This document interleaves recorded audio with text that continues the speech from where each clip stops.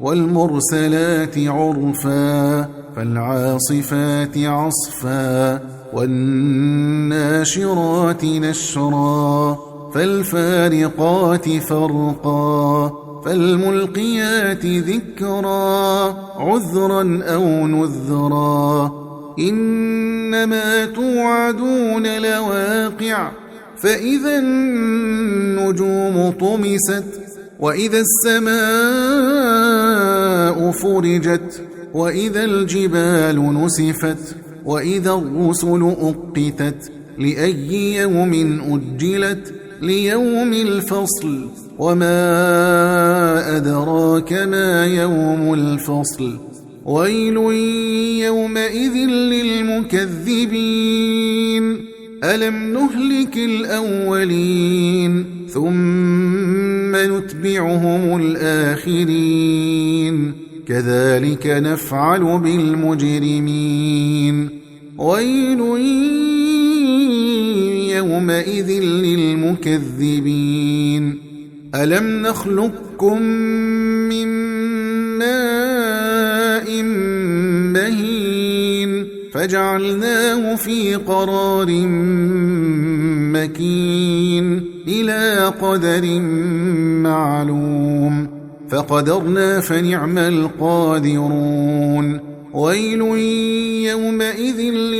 للمكذبين ألم نجعل الأرض كفاتا أحياء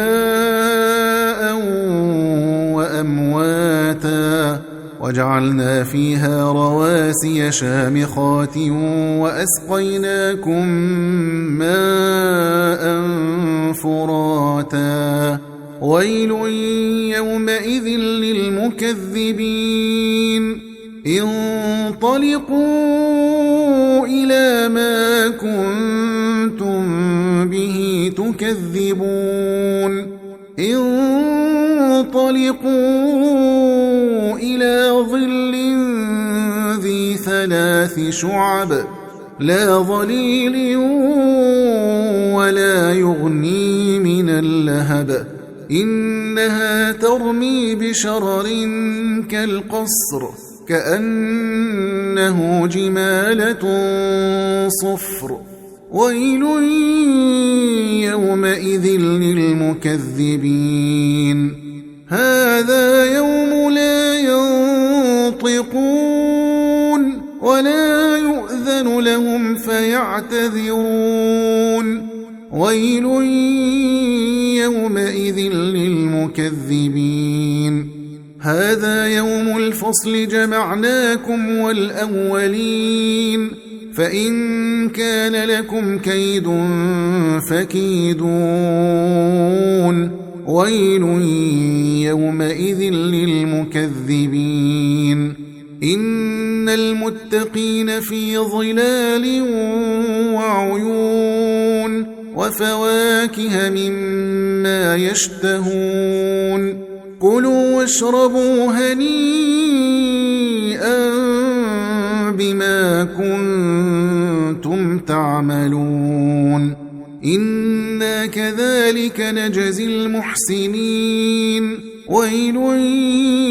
يومئذ للمكذبين كلوا وتمتعوا قليلا إنكم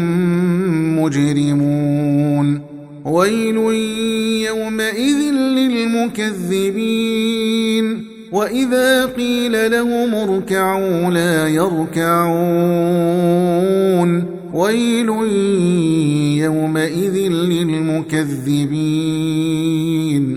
فبأي حديث بعده يؤمنون